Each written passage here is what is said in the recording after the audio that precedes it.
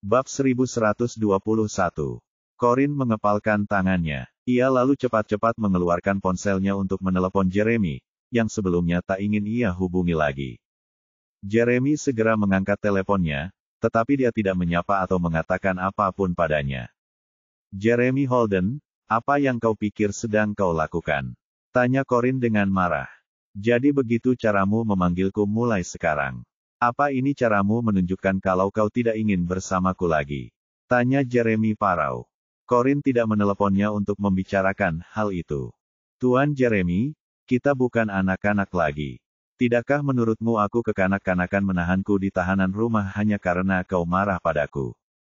"Heh, dan kukira kau tidak tahu aku sedang marah padamu," jawab Jeremy sinis. Corin mencoba menahan amarahnya karena dia tahu itu hanya akan memperburuk keadaan. "Batalkan pasukanmu. Aku harus keluar. Untuk apa? Sejak kapan aku perlu melaporkan setiap detail kecil rencanaku? Di mana kebebasanku dalam semua ini? Saat kau menikah denganku, kau sudah menyerahkan kebebasanmu. Lagi pula, wajar jika suami istri saling menjaga jarak," jawab Jeremy dengan nada netral. "Jeremy Holden, kita belum menikah secara resmi, jadi kau tidak berhak merampas kebebasanku," teriak Corin, tak kuasa menahan amarahnya lagi.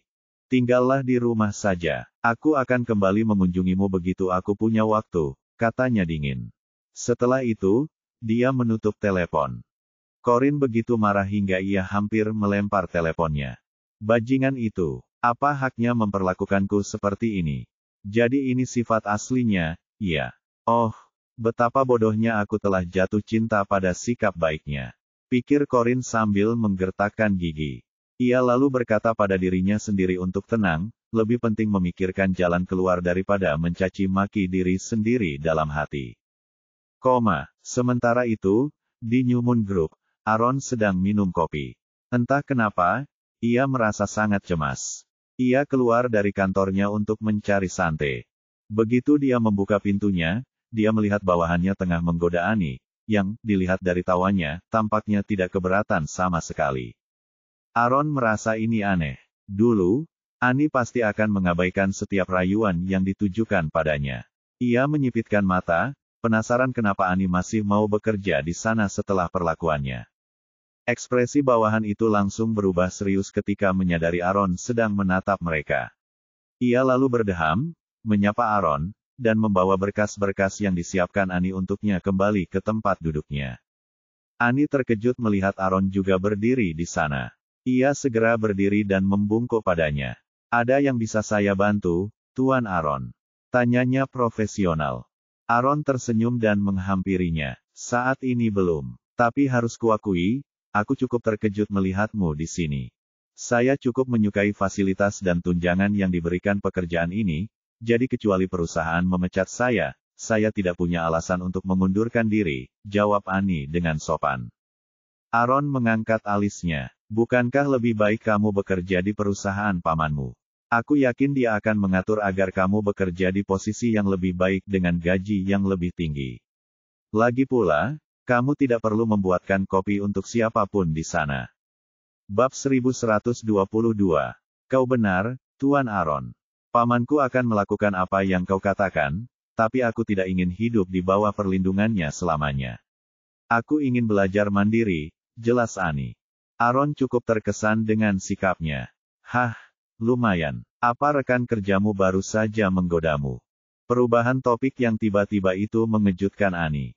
"Bukan, dia minta bantuanku untuk dokumennya. Staplernya rusak, loh." Aaron jelas tidak mempercayainya. Dia cukup menarik. Dia lulusan universitas ternama. Tampan, tinggi. Kamu bisa mempertimbangkannya karena perusahaan kami tidak punya kebijakan melarang hubungan asmara di kantor. Tatapan Annie bergetar sesaat sebelum alisnya berkerut. Ia merasa sangat terhina, tetapi ia tidak marah pada Aaron. Ia hanya mengangguk dan berkata, "Baiklah. Aku akan mempertimbangkannya jika dia menunjukkan tanda-tanda tertarik padaku. Terima kasih atas perhatianmu, Tuan Aaron." Setelah hening sejenak yang canggung, Aaron tersenyum dan berkata, "Baiklah, saatnya kamu kembali bekerja sekarang. Kalau ada yang mencariku, bilang aku ada di kantor santai." "Ya, Tuan Aaron.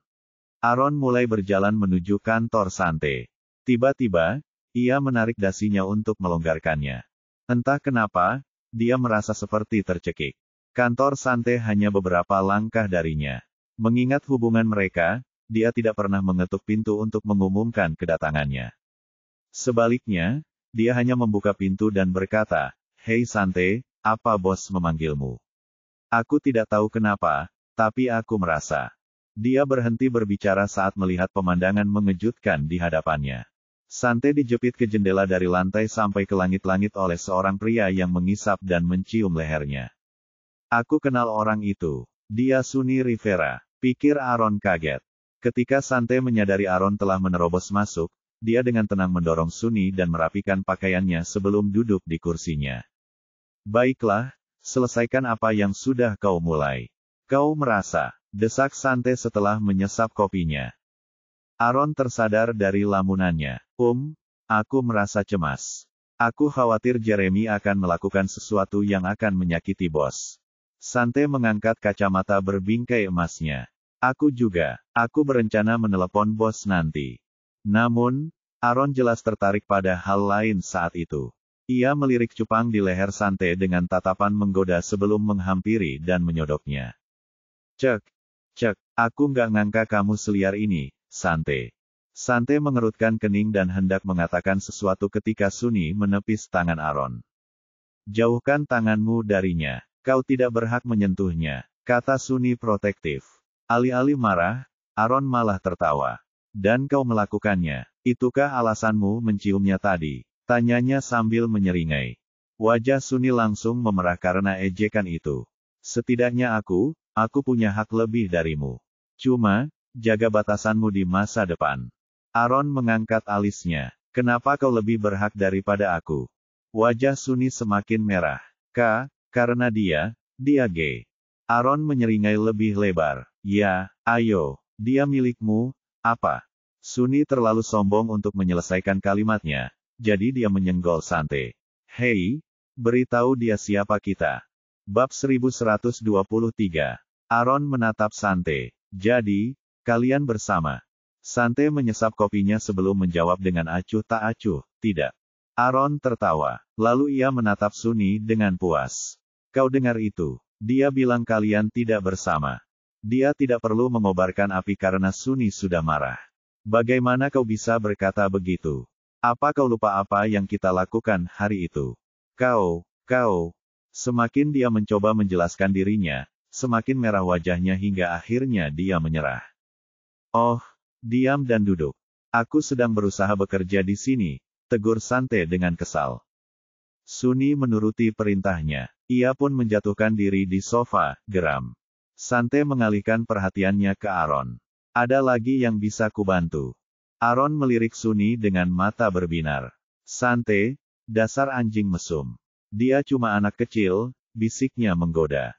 Sante menatapnya tajam. "Oh, kumohon. Dia sudah bisa dibilang dewasa. Lagi pula, apa kau pikir aku menikmati ini? Kau tidak tahu betapa aku berharap bisa mengusirnya." Aaron tertawa. "Kapan ini terjadi? Aku tidak pernah melihat kalian berdua ngobrol." Sante mengerutkan kening. "Kau ingat hari itu di hotel? Dia datang setelah kau pergi, lalu." Aaron membara dengan keinginan untuk mengetahui apa yang terjadi selanjutnya. "Dan kemudian kau memutuskan untuk..." Tunggu. Jangan salah paham. Aku cuma mau menggodanya sedikit, tapi dia malah memaksaku." Aaron berdecak dan menatapnya dengan skeptis. Karena mereka berteman baik, mereka tidak peduli dengan ruang pribadi mereka dan terkadang tanpa sadar mendekatkan diri saat mengobrol. Biasanya, hal ini tidak akan menimbulkan kecurigaan, tetapi bagi Sunny, itu sama saja dengan melanggar hukum. Matanya membelalak marah ketika melihat Aaron berdiri begitu dekat dengan Sante. Ia lalu berdiri dan menunjuknya, sambil berkata, "Kenapa kau harus berdiri begitu dekat dengannya?" Dia tidak tuli. "Jauhkan wajahmu darinya." Semakin marah Sunny, semakin Aaron, karena dia memang pembuat onar, ingin menggodanya. Aaron sengaja melingkarkan lengannya di pinggang Sante. "Tapi aku suka dekat dengannya. Sebelum dia mengenalmu, kita pernah tidur sekamar." Sayang sekali kau terlambat bertemu dengannya, Tuan Suni. Kenapa kau? Itulah titik terendah Suni. Dengan amarah yang memuncak, ia bergegas untuk membebaskan Sante. Bangun, lepaskan dia. Aaron mengangkat Sante ke dalam pelukannya. Buat aku, ejeknya. Ark, dasar brengsek. Lepaskan pacarku. Harus kukatakan berapa kali, jangan sentuh dia. Karena panik, Suni melontarkan kata, pacar. Aaron akhirnya mendapatkan apa yang diinginkannya. Ia menurunkan Sante, yang raut wajahnya berubah, dan berkata, oh, jadi dia pacarmu. Seharusnya kau memberitahuku lebih awal. Aku tidak akan menyentuhnya kalau aku tahu. Dengan wajah memerah, Suni menghampiri dan menarik Sante ke sisinya. Aku peringatkan kau, sentuh dia lagi, dan aku akan membunuhmu. Bab 1124. Aaron mengangkat tangannya. Oke, aku tidak akan menyentuhnya lagi. Lagi pula, hanya kau yang mau dengan orang gila kerja seperti dia. Ekspresi Suni mengeras. Dia tidak suka ada yang menjelek-jelekkan kekasihnya. Sante melepas kacamatanya dan memijat pangkal hidungnya.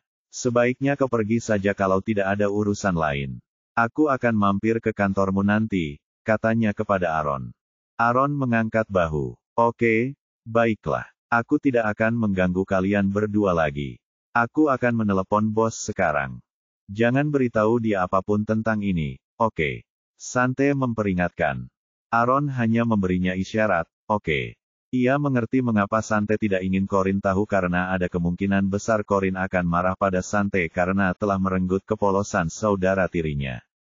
Setelah Aaron keluar, Sante memakai kembali kacamatanya dan melirik Suni dengan dingin. Sudah selesai mainnya. Kalau sudah selesai, sebaiknya kamu pulang dan belajar. Aku sudah selesai belajar hari ini, kata Suni defensif. Kalau begitu, lakukan saja hal lain yang bisa dilakukan orang seusiamu. Keberadaanmu di sini hanya akan menghalangiku bekerja, kata Sante kesal. Meski Suni kesal karena diusir, dia berusaha mengurangi sikap manjanya. Baiklah, aku tidak akan mengganggumu bekerja. Tapi berjanjilah padaku kau akan menjaga jarak dari Aaron.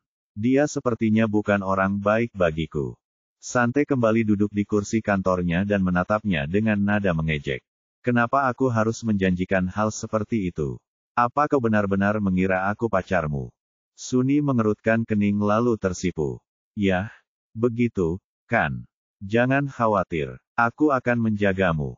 Sante tertawa terbahak-bahak. Aku tidak butuh kamu untuk mengurusku. Kita sudah berhubungan seks, tapi memangnya kenapa? Kita tidak hidup di masa lalu di mana seorang pria harus mengurus seorang wanita selamanya hanya karena mereka tidur bersama. Suni semakin memerah karena malu sekaligus marah. Aku tidak peduli. Kalau kamu tidak mengizinkanku menjagamu, ya kamu saja yang menjagaku. Lagi pula, itu pertama kalinya bagiku. Aduh, aku tidak akan tidur dengannya kalau tahu ini pertama kalinya, pikir Sante. Ia bisa merasakan sakit kepala yang akan datang. Hari itu, setelah Aaron meninggalkan hotel, Suni tidak mengizinkan Sante pergi sampai ia menjawab pertanyaannya. Itulah sebabnya ia terpikir untuk menggoda Sante agar ia kabur.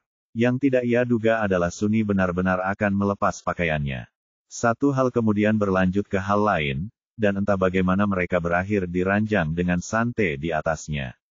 Kegembiraan itu semua tampaknya telah membangkitkan hasrat yang kuat dalam diri Suni, dan Sante mendapati dirinya terjepit di ranjang dengan Sante yang memegang kendali di atasnya. Suni terpikat setelah kejadian itu. Sante tak bisa melepaskannya, apapun yang dikatakan atau dilakukannya. Beberapa saat yang lalu, dia datang ke kantor untuk menemuinya dengan alasan yang dibuat-buat, dan sebelum dia menyadarinya, dia telah menjepitnya ke jendela dari lantai sampai ke langit-langit dan kemudian menggigitnya dengan keras di leher. Dia pikir pembuluh darahnya akan pecah. Aku pasti sudah dimakan anak anjing ini kalau saja Aaron tidak datang tepat pada waktunya, pikir Sante. Sedangkan Suni, dia anak yang berpikiran sederhana. Dia tipe yang tidak akan pernah mengubah keputusannya begitu dia sudah mantap pada sesuatu atau seseorang. Hei, aku lapar. Kapan kamu selesai makan siang? Ayo kita makan di luar. Biasanya aku makan siang di sini, jawab Sante enteng sambil membolak-balik beberapa dokumen. Lalu bagaimana denganku? Tanya Suni, tampak kesal. Kamu sudah besar. Aku yakin kamu bisa makan siang sendiri, jawab Sante tanpa sadar. Suni memelototinya tajam. Dari bibirnya yang mengerucut, jelas terlihat bahwa ia tidak senang dengan kesepakatan itu. Bab 1125. Sante mengangkat alisnya dan meliriknya. Kenapa kamu masih di sini? Kamu butuh uang. Cuma segitu. Suni tiba-tiba merasa Sante memang peduli padanya. Kalau tidak, dia tidak akan memberinya uang. Tidak, aku punya cukup uang. Tapi kamu harus makan siang denganku. Sante mengerutkan kening. Maaf, tapi di duniaku tidak ada kata, harus atau tidak boleh. Hanya anak kecil yang akan menggunakan kata, harus untuk membuat orang lain melakukan apa yang mereka inginkan. Sudah kubilang sejuta kali, aku bukan anak kecil. Apakah aku sudah bilang begitu? Tanya Sante sambil mengejek. Suni menyilangkan tangannya dan kembali duduk di sofa dengan marah. Beraninya dia memperlakukanku seperti itu. Pikirnya, sebenarnya, Sante adalah perempuan pertama yang memperlakukannya seperti bukan apa-apa. Sante menaikkan kacamata berbingkai emasnya dan terus fokus pada pekerjaannya. Setelah menyelesaikan dokumen, ia hendak memanggil sekretarisnya untuk mengambil dokumen-dokumen itu ketika ia melihat Suni tertidur di sofa. Haruskah aku memanggil petugas keamanan untuk membawanya keluar? Tapi dia kan saudara tiri bos, dan sepertinya dia punya perasaan khusus padanya. Dia mungkin akan marah padaku kalau terjadi apa-apa padanya, pikirnya sambil memijat pelipisnya. Semua ini membuatnya sakit kepala. Pada akhirnya, dia berjalan menghampirinya sambil membawa selimut yang dia simpan untuk bermalam di kantor dan meletakkannya di atasnya. Tiba-tiba, Suni membuka matanya. Sudah kuduga, kau memang peduli padaku. Sante terdiam. Ia berusaha setenang mungkin agar tidak membangunkannya, tetapi sia-sia. Dengan kesal, ia menarik selimut menutupi wajah Sante dan berjalan keluar kantor. Suni menyibakkan selimut dan bangkit untuk mengejarnya. Sante sedang memberikan instruksi kepada sekretarisnya di ambang pintu, dan sekretaris itu menatap Suni dengan rasa ingin tahu ketika ia keluar dari kantor Sante. Hal ini sangat mengganggu Sante, jadi dia pergi setelah selesai memberi instruksi. Sayangnya, Suni masih mengikutinya. Sante tiba-tiba berhenti berjalan dan bertanya dengan kesal, "Mengapa kamu mengikutiku?" "Aku tidak tahu, yang kutahu aku hanya ingin berada di sisimu." Bibir Sante berkedut. Bahkan suami istri pun perlu saling memberi ruang. "Tuan Suni, kuharap kau berhenti mengikutiku," katanya dengan nada mengejek. Suni mulai tersipu malu. Apa kalian baru saja menyebut kami suami istri?" Oke. Aku akan memberitahu keluargaku, lalu aku akan mengantarmu pulang untuk bertemu mereka. Tapi aku harus memperingatkanmu, mereka mungkin baru akan mengizinkanku menikah setelah aku lulus kuliah. Lukas, khususnya, ingin aku fokus belajar. Tapi kalau kalian sedang terburu-buru, kita bisa mendaftarkan pernikahan kita dulu. Aku, Suni Rivera, berjanji akan menjagamu dan tetap setia padamu selamanya. Cukup. Semakin Sante mendengarkannya, semakin kesal ia. Apa dia pikir kita hidup di masa lalu? Tidak ada hukum yang mengatakan seorang pria harus menikahi seorang wanita setelah dia tidur dengannya. Dia begitu bodoh sampai-sampai menggelikan. Dia tidak pernah berpikir untuk menikahinya, dia juga tidak ingin dia bertanggung jawab atas dirinya. Tuan Suni, sepertinya Anda salah paham. Saya minta Anda berhenti mengikuti saya dan biarkan saya sendiri. Kalau Anda punya banyak waktu luang, lebih baik Anda belajar atau melakukan hal lain. Apakah Anda mengerti maksud saya sekarang? Suni mendengus. Sekolah lagi libur musim dingin, dan aku sudah menyelesaikan semua perku. Aku punya banyak waktu luang untuk menghabiskan waktu bersamamu. Bab 1126. Apakah anak ini bodoh atau bagaimana? Sante bertanya-tanya. Aku tidak mau nongkrong. Gerutunya. Aku nggak percaya. Kamu jelas-jelas peduli sama aku. Kalau nggak, kamu nggak akan ngasih aku selimut itu. Sante terdiam. Ia merasa seperti sedang berbicara dengan dinding. Karena itu, Ia mengabaikan Sunny dan pergi ke kantor Aaron. Annie tidak terlihat dimanapun saat Sante tiba di luar kantor Aaron, yang menurutnya sangat aneh. Sebelum masuk, ia berkata tegas kepada Sunny, "Tunggu di luar. Jangan ikuti aku masuk. Kenapa aku tidak boleh masuk denganmu? Kenapa kamu mencari Aaron lagi?" Tanyanya dengan sedih.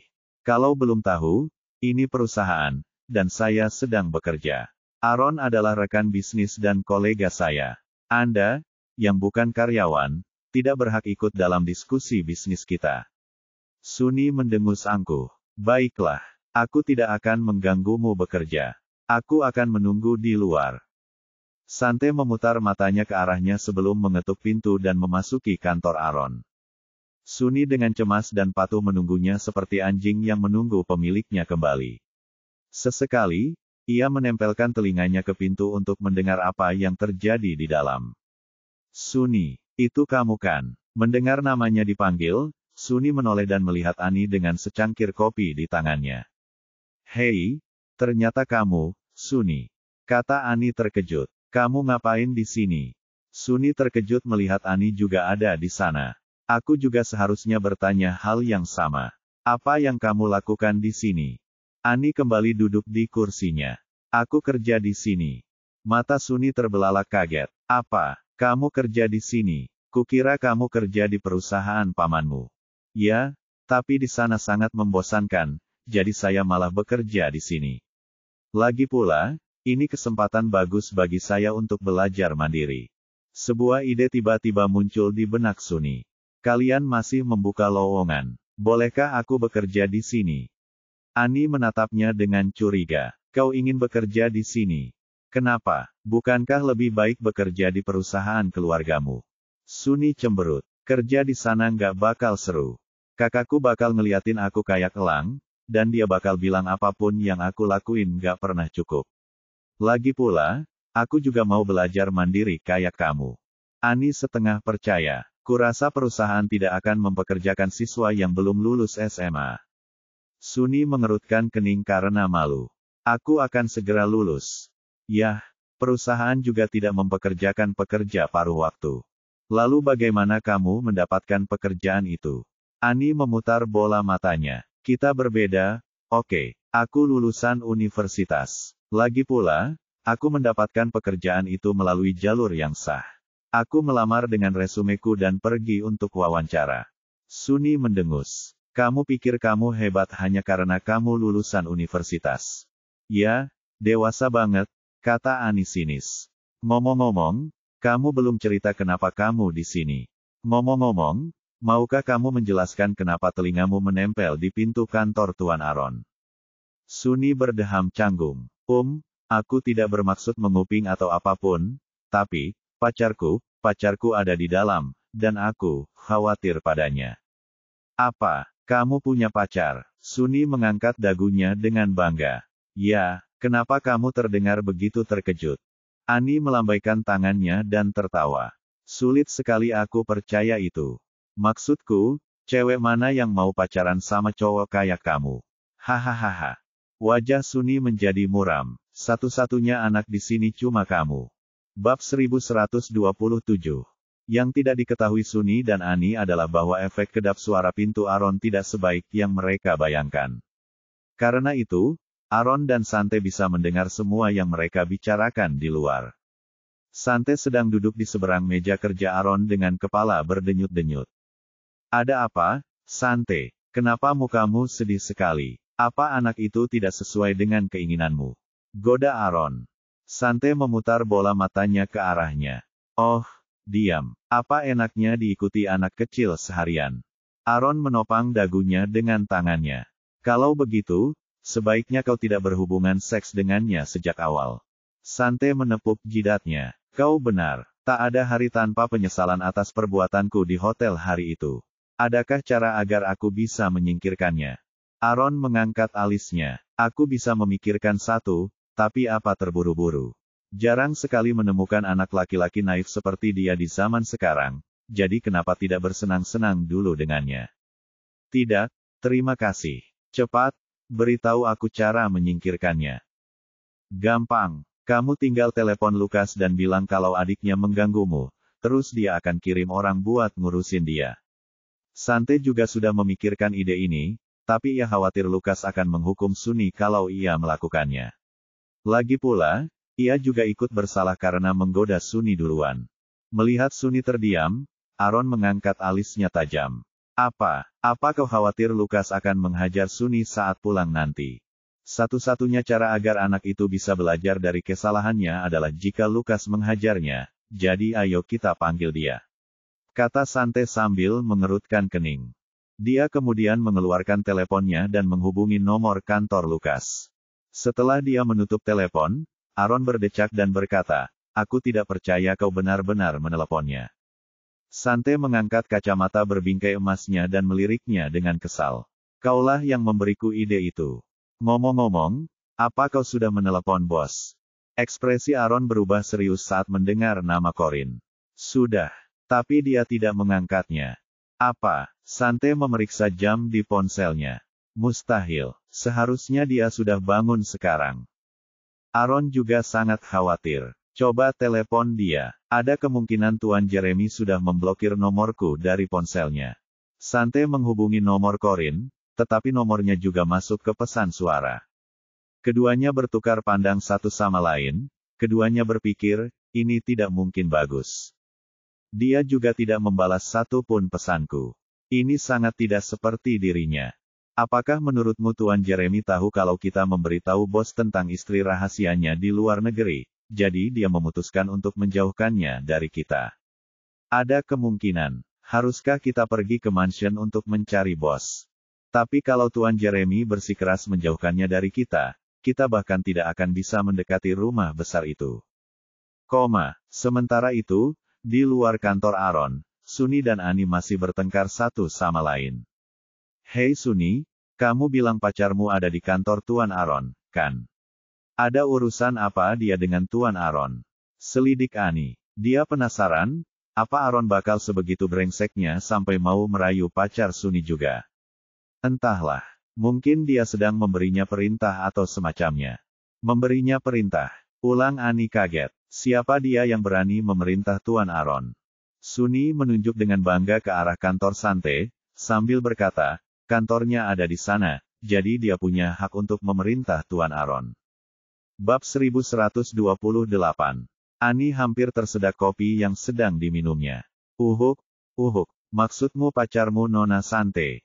Sunny mengangguk. Benar, mulut Annie hampir ternganga. Mereka berdua benar-benar berbeda, jadi bagaimana mereka bisa berakhir bersama? Apakah itu berarti, kamu akan menjadi suami piala di masa depan? Gumam Annie. Ya ampun, Annie, otakmu harus diperiksa, kata Sunny dengan sedih. Dia akan menikah dengan keluargaku, bukan sebaliknya. Malah, dia akan jadi istri piala. Annie menyesap kopinya lagi. Ada bedanya, tapi harus kuakui, aku terkesan kau berhasil mendapatkan Nona Sante. Lagi pula, dia gila kerja yang dikenal menghindari pendekatan dari pria lain. Mata Sunny berbinar. Benarkah itu? Annie mengangguk. Ya, ada beberapa rekan proyek yang tampan yang mencoba mendekati Nona Sante, tapi akhirnya dia menolak semuanya. Mereka mengiriminya bunga dan membelikannya tas, tapi dia malah mengembalikan hadiah-hadiah itu atau membuangnya. Malahan, beberapa rekan kerjaku mulai bertanya-tanya apakah dia tidak suka laki-laki. Sunny sangat senang mendengarnya. Sejujurnya, ia agak kecewa dengan bagaimana ia dan Sante memulai hubungan mereka. Ia terus bertanya-tanya apakah Sante memperlakukan pria lain dengan cara yang sama seperti Sante memperlakukannya. Jadi ketika Annie memberitahunya bahwa Sante biasanya menjauhi pria lain, ia langsung merasa lega. Jadi dia tidak seliar yang dia katakan. Katanya pada dirinya sendiri. Tepat pada saat itu, pintu lift berdenting terbuka, dan Edmund keluar bersama dua pengawal berbadan kekar. Target mereka, Sunny Rivera. Apa yang kau lakukan di sini, Edmund? Teriak Sunny kaget. Tuan Lukas memintaku untuk mengantarmu pulang. Lukas tahu. Kok dia tahu aku di sini? Tanya Sunny gugup. Sudah kubilang, kata Sante acuh tak acuh saat dia keluar dari kantor Aaron. Kamu menelepon saudaraku. kata Suni kaget. Sante mengangkat kacamatanya yang berbingkai emas. Ya, aku tidak perlu melakukan itu kalau kamu pulang saja seperti yang kuperintahkan. Suni terluka oleh pengkhianatan itu. Beraninya kau. Aku hanya ingin makan siang denganmu, tapi kau malah mengadu pada kakakku. Kau tahu aku paling takut padanya. Bagaimana bisa kau? Sante merasa sedikit bersalah saat melihat betapa terlukanya dia. Edmund mengulurkan tangannya ke arah Suni, yang berusaha melepaskan diri dari para pengawal. Ayo pulang, Tuan Suni. Tidak, teriak Suni. Aku tidak mau pulang. Lepaskan aku. Edmund mendesah tak berdaya. Ia lalu memberi isyarat kepada dua pengawal bertubuh kekar untuk mengantar Suni keluar. Setelah itu, ia mengangguk singkat kepada Sante sebelum mengikuti mereka bertiga ke lift. Sante mendesah lega, tetapi belum sampai 1 detik kemudian dia mengerutkan kening. Kenapa wajahnya sedih? Apa kamu sakit hati melihatnya diseret seperti itu? Tanya Aaron, yang sedang bersandar santai di ambang pintu. Sante berbalik dan memelototinya. Pergi sana. Aaron tersenyum dan mengangkat bahu. Lalu ia menatap Annie, yang tampak terkejut. Bab 1129. Ia sempat mengobrol dengan Suni, lalu tiba-tiba, Suni diseret pergi oleh beberapa pria. Butuh waktu untuk mencerna apa yang baru saja terjadi. Ia menyesap kopinya sambil mengerjap. Kopi itu pasti enak banget buat bikin kamu linglung, goda Aaron. Suaranya menyadarkan Annie dari keterkejutannya. Ia segera meletakkan kopinya. Aaron tersenyum padanya. Jangan khawatir. Kamu boleh rehat minum kopi sebentar. Tapi kenapa kamu tidak pesankan satu untukku juga? Annie berdiri dan menjelaskan, sebenarnya, ada rekan dari departemen lain yang membeli kopi ini, dan, kami tidak membelikannya untukmu karena kami pikir kamu tidak akan suka minuman murah seperti ini. Karena tidak ingin mencelakai rekan-rekannya, dia menjelaskannya dengan cara yang tidak menyinggung Aaron. Aaron mengangkat alisnya. Oh, ya, apa yang membuatmu berpikir aku tidak mau minum minuman murah? Berikan saja padaku. Aku ingin mencobanya. Dia mau coba. Tapi kita bahkan belum pesan satu pun untuknya. Annie menatapnya bingung. Sebelum sempat bereaksi, Aaron mengambil kopinya dari meja dan menyesapnya. Hei, lumayan juga. Suruh mereka beliin aku satu lagi lain kali. Mata Annie melebar kaget, dan rona merah mulai muncul di pipinya. Ia menatapnya bingung. Apa dia benar-benar baru saja minum dari cangkirku? Apa itu artinya, kita berciuman? Tidak, Annie. Kau terlalu banyak berpikir. Pikiran itu mungkin tak pernah terlintas di benaknya karena dia berganti-ganti pacar seperti berganti pakaian dalam. Dia mungkin terbiasa seenaknya dengan perempuan, jadi dia tidak minum kopi itu karena aku. Malahan, dia pasti sudah minum kopi itu kalau bukan aku. Annie menggelengkan kepalanya untuk menjernihkan pikirannya yang tidak realistis. Lalu ia mengambil kembali kopinya dan membuangnya ke tempat sampah. Baik, Tuan Aaron, saya akan meminta mereka memesankannya untuk Anda nanti. Aaron menyipitkan mata dan melirik kopi di tempat sampah.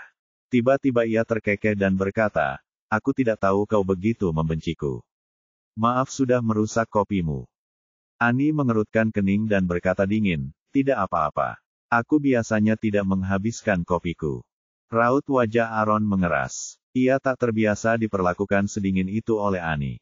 Lagi pula, Annie dulu sangat mencintainya. Tapi, bukankah ini yang ia inginkan? Sante menghampirinya dan mengingatkannya, Aaron, berhentilah menggoda gadis malang itu dan lanjutkan saja. Aaron tersadar dari lamunannya dan berkata dengan serius, Nona Annie, kami butuh bantuanmu. Annie membungkuk sedikit. Saya selalu siap melayani Anda, Tuan Aaron. Kamu yakin? Soalnya ini bukan urusan pekerjaan, tapi urusan pribadi. Annie mendongak penasaran. Masalah pribadi. Jelaskan lebih lanjut. Dia tidak akan memintaku membeli kondom lagi, kan? Tanyanya. Aaron merangkul bahu Sante. Kami ingin pergi ke rumah keluarga Holden, tapi kami khawatir mereka tidak akan menerima kami. Jadi, kami berharap kau mau mengantar kami ke sana. Seharusnya lebih mudah bagi kami untuk masuk karena kau keponakan Jeremy. Annie agak terkejut dengan permintaannya. Tapi kenapa Tuan Aaron mau ke rumah Paman Jeremy? Ada apa? Bab 1130. Kami ingin melihat bagaimana keadaan Corin dan bayinya, dan memberinya suplemen juga, jawab Aaron. Kalau begitu, kau tidak perlu aku mengantarmu, kan?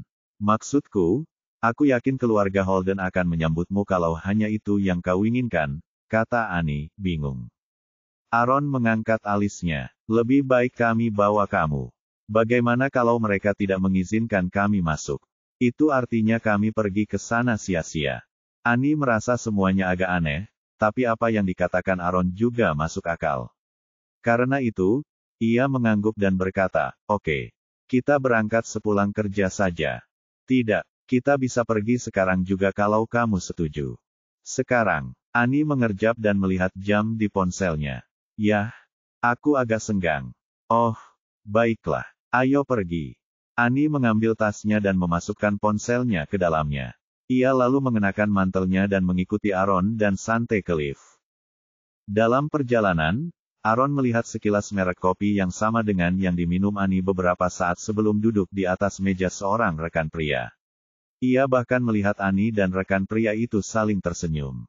Belum lagi, rekan pria itu adalah orang yang sebelumnya menggoda Annie.